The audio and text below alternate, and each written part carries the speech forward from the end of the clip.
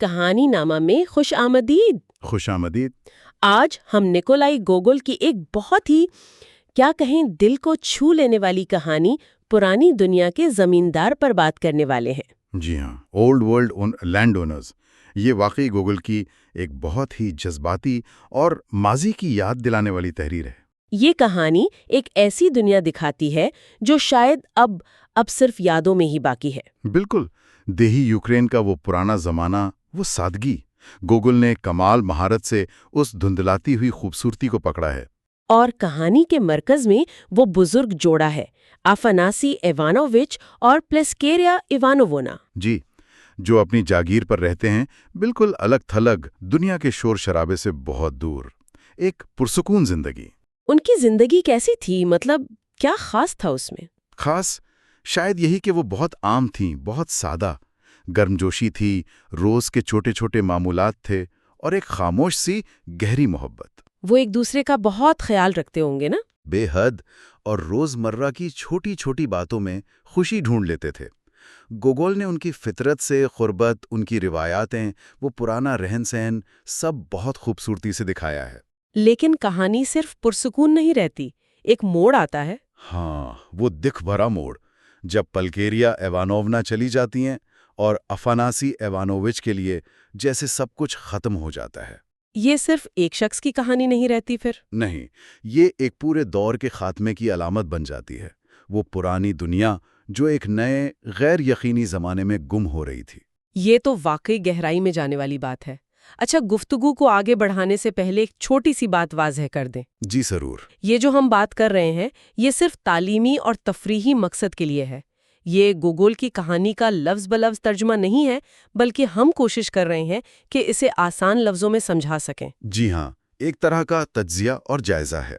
اور یہ بھی بتا دیں کہ وائس اوور کے لیے AI ٹولز کا استعمال کیا گیا ہے، تو ہو سکتا ہے کہیں تلفظ میں معمولی سی غلطی رہ جائے۔ جو گوگل نے لکھا تھا، مجھے دور دراز جاگیروں کے ان تنہا مالکان کی سادہ زندگی بہت پسند ہے۔ ہاں، اور سچ میں پرانے بوسیدہ سے گھروں میں ایک عجیب کشش ہوتی ہے نا؟ وہ نئی چمکدار عمارتوں میں نہیں ملتی۔ آپ نے بالکل ٹھیک کہا، ایک ٹھہراؤ ہوتا ہے ان میں، ایک سکون۔ یہ کہانی بھی اسی ٹھہراؤ کی طرف لے جاتی ہے۔ لگتا ہے جیسے دنیا کی بھاگ دوڑ، پریشانیاں سب کہیں پیچھے رہ گئی ہیں۔ اور اس پرسکون دنیا کے مرکز میں ہیں وہ دونوں، افاناسی ایوانووچ، 60 سال کے قریب عمر، لمبے قد کے۔ جی، اور ہمیشہ وہ بھیڑ کی کھال والا کوٹ پہنے رہتے تھے، تھوڑا جھکے ہوئے، اور چہرے پر ایک ہلکی سی مسکراہٹ۔ اور پلکیریا ایوانوونا؟ وہ 55 کی ہوں گی، چہرے پر تھوڑی سنجیدگی، مگر آنکھوں میں بہت شفقت، بہت مہربانی۔ گوگل نے انہیں فلیمون اور باؤسس سے تشبیہ دی ہے، وہ یونانی کردار۔ جی، جو اپنی سادگی، محبت اور مہمان نوازی کے لیے مشہور تھے۔ یہ تشبیہ بہت کچھ بتا دیتی ہے۔ ان کی محبت کی پاکیزگی، ان کے زندگی کی سادگی۔ بالکل، ان کے دلوں کا خلوص۔ کہا جاتا ہے کہ ان کے چہروں پر ایسی نیکی تھی کہ ملنے والا اپنی پریشانیاں بھول جاتا تھا۔ اور وہ ایک دوسرے سے بات کیسے کرتے تھی؟ بڑے رسمی انداز میں، افاناسی ایوانووچ، پلکیریا ایوانوونا۔ یہ شاید پرانے زمانے کا احترام تھا، فاصلہ نہیں۔ اولاد نہیں تھی ان کی، تو ساری توجہ ایک دوسرے پر ہی ہوگی۔ جی، بالکل ایسا ہی تھا۔ افاناسی کے ماضی کا زیادہ ذکر نہیں ملتا، بس اتنا کہ جوانی میں فوج میں تھے، اسٹاف میجر بنے۔ اور پلکیریا سے شادی وہ بھی بھگا کر کی تھی۔ ہاں، 30 سال کی عمر میں گھر والوں کی مرضی کے خلاف انہیں بھگا کر لائے تھے۔ لیکن یہ سب باتیں جسے وہ بھول چکے تھے، یا شاید ان کا ذکر کرنا پسند نہیں کرتے تھے۔ ان کی زندگی اب بالکل بدل چکی تھی۔ جی، وہ ماضی کی مہم جوئی ختم، اب بس ایک پرسکون، تنہا خواب جیسی زندگی تھی۔ ان کی دنیا، ان کی جاگیر تھی، ان کا گھر تھا۔ گھر کیسا تھا ان کا؟ چھوٹا سا گھر تھا، کمرے بھی چھوٹے، چھتیں نیچی، اور ہر کمرے میں ایک بہت بڑی انگیٹھی۔ اچھا، کیوں؟ دونوں میاں بیوی گرمی بہت پسند کرتے تھے۔ انگیٹھی کمرے کا بڑا حصہ گھیر لیتی تھی، اور اس میں لکڑی نہیں، بھوسا جلاتے تھے۔ بھوسا؟ اس کی تو دھیمی آنچ ہوتی ہوگی۔ جی، اور ایک خاص قسم کی آواز اور روشنی۔ دیواروں پر پرانی تصویریں تھیں، دھندلی سی، کسی بشپ کی، کسی جرنیل کی۔ شاید وہ خود بھی بھول گئے تھے کہ کون ہیں۔ فرش مٹی کے تھے؟ ہاں، مٹی کے، لیکن حیرت انگیز طور پر صاف۔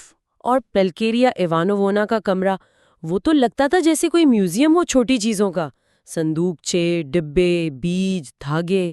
ہاں جی بالکل، ہر چیز جمع کرنے کی عادت تھی۔ شاید یہ بھی ان کی ٹھہری ہوئی زندگی کا ایک پہلو تھا، ہر چیز اپنی جگہ پر محفوظ۔ گھر کی ایک اور دلچسپ بات وہ گانے والے دروازے تھے۔ ہاں، وہ تو کمال کی تفصیل ہے۔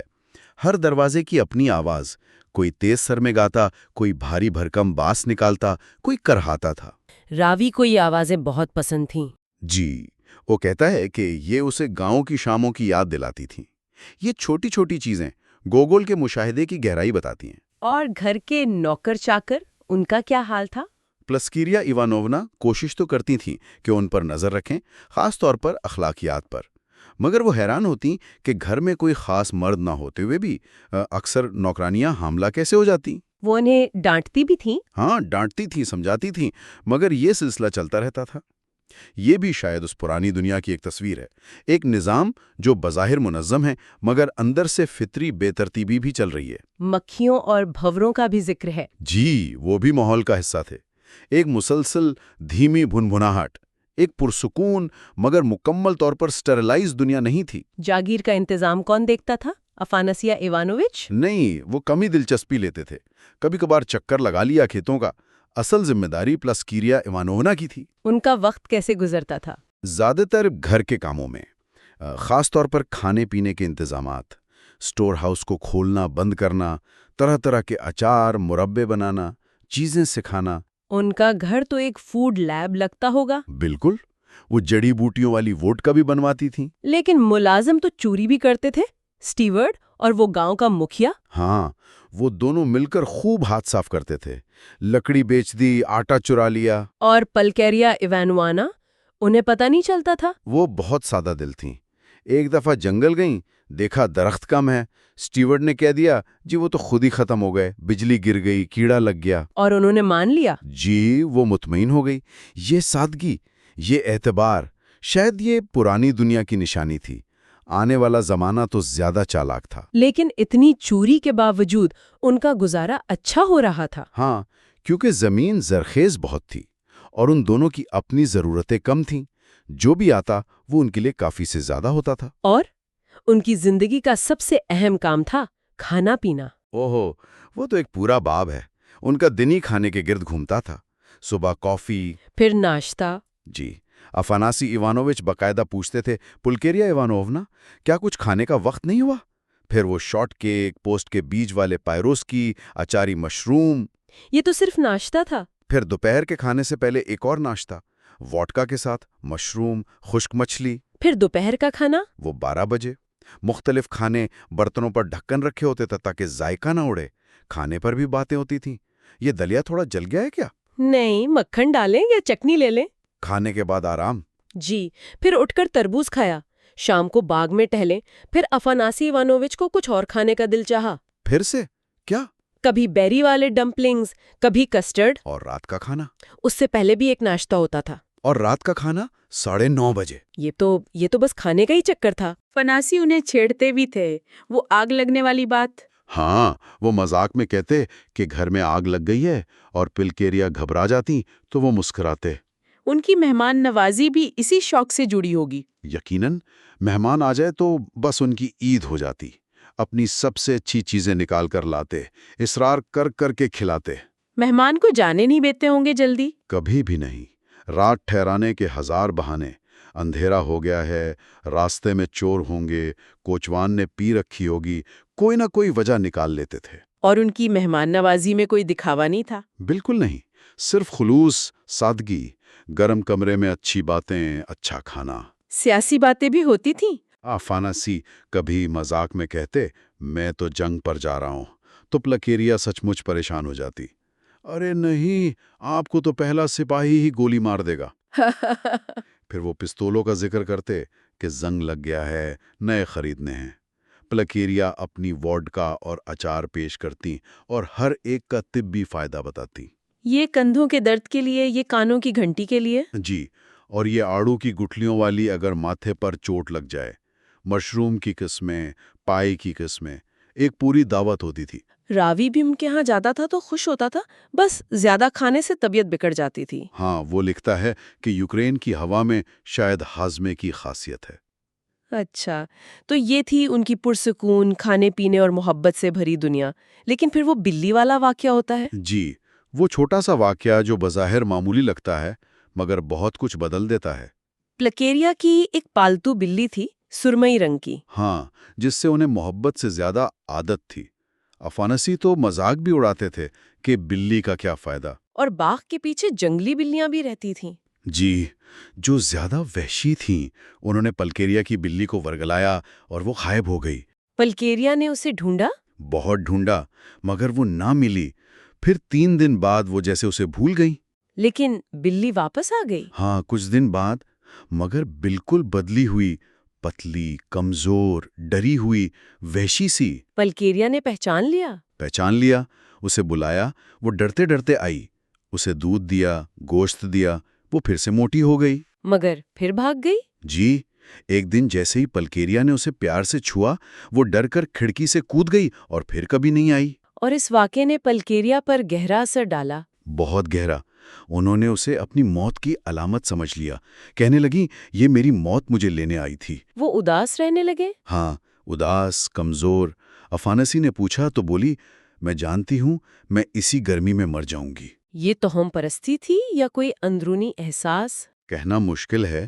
شاید انہیں لگا کہ ان کی مانوس، محفوظ دنیا میں کوئی بیرونی انجانی طاقت داخل ہو گئی ہے جس نے ان کی بلی کو بدل دیا، اور اب ان کی باری ہے۔ افاناسی نے کیا کیا؟ وہ بہت دکھی ہوئے، تسلیاں دیں، مگر پلکیریا اپنے یقین پر قائم رہیں۔ انہوں نے اپنی وصیت بتائی۔ کہاں دفنانا ہے، کیا پہنانا ہے۔ جی، اور سب سے زیادہ فکر انہیں افاناسی کی تھی۔ تمہارا خیال کون رکھے گا؟ تم تو بالکل چھوٹے بچے جیسے ہو۔ انہوں نے ہاؤس کیپر یادو خاں کو بلایا۔ ہاں، اور اسے سخت تاکید کی کہ افاناسی کا خیال رکھنا، پسند کا کھانا بنوانا، کپڑے صاف پہنانا، ورنہ وہ مر کر بھی اسے بد دعا دیں گی۔ یہ فکر، یہ محبت تھی یا عادت کی انتہا؟ شاید دونوں کا ملاپ تھا۔ وہ ایک دوسرے کے بغیر رہ ہی نہیں سکتے تھے۔ پلکیریا پھر بستر سے لگ گئیں، کھانا پینا چھوڑ دیا۔ اور پھر ان کا انتقال ہو گیا۔ جی، بہت خاموشی سے، پرسکون طریقے سے۔ افاناسی پر کیا بیتی؟ وہ جیسے پتھر کے ہو گئے۔ شروع میں کوئی رد عمل نہیں تھا، لاش کو دیکھتے رہے، آنسو بھی نہیں آئے۔ تدفین کے وقت بھی؟ ہاں، تب بھی عجیب سی لاتعلقی تھی۔ جب قبر پر مٹی ڈالنے لگے تو وہ آگے بڑھے اور حیرت سے پوچھا، تو تم نے اسے دفنا دیا؟ کس لیے؟ جیسے انہیں یقین ہی نہیں آ رہا تھا کہ وہ چلی گئی ہیں۔ لیکن یہ کیفیت ٹوٹی؟ ہاں، جب وہ گھر واپس آئے، پلکیریا کا کمرہ خالی دیکھا، ان کی کرسی وہاں نہیں تھی، تو وہ پھوٹ پھوٹ کر روئے، ایسے روئے جیسے کوئی بچہ روتا ہے۔ آنسو تھے کہ رکتے ہی نہیں تھے۔ راوی کہتا ہے کہ وقت غم مٹا دیتا ہے، لیکن افاناسی کا غم شاید وقت کے ساتھ اور گہرا ہوتا گیا۔ 5 سال بعد جب راوی دوبارہ ان سے ملنے گیا تو کیا دیکھا اس نے؟ جاگیر کی حالت بہت خراب ہو چکی تھی۔ گھر اور پرانا، کسانوں کے جھونپڑے ٹوٹے ہوئے، باڑھ گری ہوئی۔ اور افاناسی ایوانووچ؟ وہ پہلے سے بھی زیادہ جھک گئے تھے۔ مسکراہٹ تو تھی چہرے پر، مگر آنکھوں میں، باتوں میں ایک عجیب بے حسی تھی۔ کھانا ٹھیک سے کھایا نہیں جاتا تھا ان سے، چیزیں گراتے، چمچ کہیں کا کہیں لے جاتے۔ اور پھر کھانے کی میز پر وہ واقعہ ہوا، منشکی والا۔ جی، وہ پلکیریا کی پسندیدہ ڈش تھی۔ جیسے ہی وہ میز پر آئی اور افاناسی نے اس کا ذکر کیا، یہ وہ ڈش ہے جو مرحومہ، بس اتنا کہنا تھا کہ ان کا گلا رند گیا۔ وہ رو پڑے؟ بری طرح۔ پلیٹ ہاتھ سے گر کر ٹوٹ گئی اور وہ بچوں کی طرح ہچکیاں لے کر روتے رہے۔ آنسو تھے کہ نیپکن بھیگ گیا۔ 5 سال بعد بھی غم اتنا ہی تازہ، اتنا ہی شدید۔ یہ دیکھ کر راوی کو کیا احساس ہوا؟ اسے لگا کہ یہ صرف عادت نہیں تھی، یہ محبت تھی، یہ ان کی روح کا حصہ تھا جو چلا گیا تھا۔ افاناسی کی پوری دنیا ہی پلکیریا کے ساتھ ختم ہو گئی تھی۔ اس صدمے کے بعد وہ زیادہ نہیں جیے؟ نہیں، زیادہ عرصہ نہیں۔ ان کی موت بھی کچھ عجیب طریقے سے ہوئی۔ وہ باغ والا واقعہ؟ جی، ایک دن باغ میں ٹہل رہے تھے تو انہیں لگا جیسے کسی نے پیچھے سے پکارا ہے، افاناسی ایوانووچ۔ انہوں نے مڑ کر دیکھا، مگر وہاں کوئی نہیں تھا، بالکل سناٹا۔ وہ پہلے کچھ پریشان ہوئے، پھر ان کا چہرہ جیسے روشن ہو گیا۔ اور وہ کیا بولے؟ وہ بولے، یہ پلکیریا ایوانونا مجھے بلا رہی ہیں۔ اور انہوں نے اسے موت کا بلاوا سمجھ لیا؟ جی، انہوں نے اسے قبول کر لیا۔ اس کے بعد وہ تیزی سے کمزور ہوتے گئے، کھانستے رہتے تھے، اور پھر جیسے موم بتی بجھ جاتی ہے ویسے ہی وہ چلے گئے۔ ان کی آخری خواہش کیا تھی؟ یہی کہ مجھے پلکیریا ایونونا کے پاس لٹا دینا۔ تو ان کی خواہش پوری ہوئی، انہیں پلکیریا کے پہلو میں دفنا دیا گیا۔ لیکن اس پرانی دنیا کا کیا بنا؟ اس کا انجام وہی ہوا جو ایسی جگہوں کا ہوتا ہے، گھر خالی ہو گیا، اسٹیورڈ اور مکھیا نے بچا کچا سمیٹا۔ پھر کوئی وارث آیا؟ ہاں، ایک دور کا رشتہ دار، کوئی سابق لیفٹیننٹ، بڑا خود کو ماڈرن اور اصلاح پسند سمجھتا تھا۔ اس نے کچھ کیا؟ کچھ نہیں، انگریزی درانتیاں خریدیں، جھونپڑیوں پر نمبر لگائے، بس 6 مہینے میں جاگیر قرض میں ڈوب گئی اور کسٹوڈی میں چلی گئی۔ اور پھر تو بالکل ہی خاتمہ ہو گیا۔ کسٹوڈی والوں نے سب کچھ بیچ کھایا، مرغیاں، انڈے، کچھ نہ چھوڑا۔ کسان بھاگ گئے، وہ نیا مالک انہی کسٹوڈی والوں کے ساتھ پینے پلانے میں لگا رہا۔